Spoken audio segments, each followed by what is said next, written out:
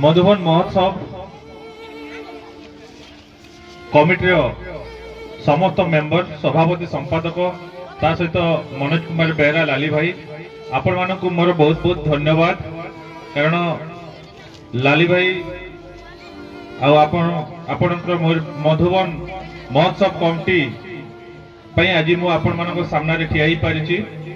तो बहुत बहुत धन्यवाद देवे पुणी आपण मानक जो माने हमर छोट बड़ भाई भौणी माने माँ माउसी माने आख पाखर आसथिबा समस्त दर्शक बंधु मानक मोर गभीरतम प्रदेश बहुत बहुत हार्दिक अभिनंदन जनाऊँची।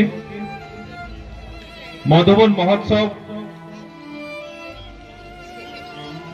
जहाँ प्रथम थर आसिली बहुत भल लगिला। आपण मानक स्नेह ममता भल पाइबा एमती मो उपरे थाउ। बेसी किछि कहिबे नहीं, आपण माने मते जानी रखंतु मु कोनोसी नेता नुह, मु गोटे मयूरभंज माटीर सेवक, मयूरभंज माटीर सम्मान संतान।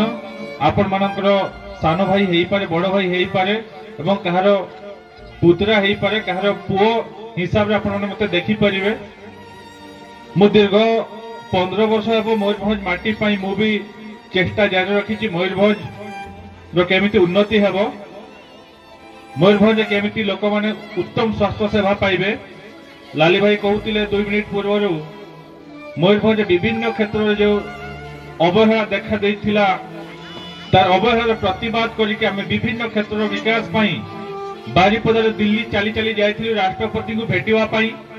घाटी समस्या हो, बारंबार दुर्घटना होउछि किंतु किंबा हमर रेडर विकास हो, लोक मानकर शिक्षार स्वास्थ्यर विकास हो किंबा गमनागमनर विकास हो, बड़ बड़ दाबी बड़ बड़ समस्त मयूरभंजवासी स्वार्थ पाई आमे दिल्ली चली चली जाइथिलु।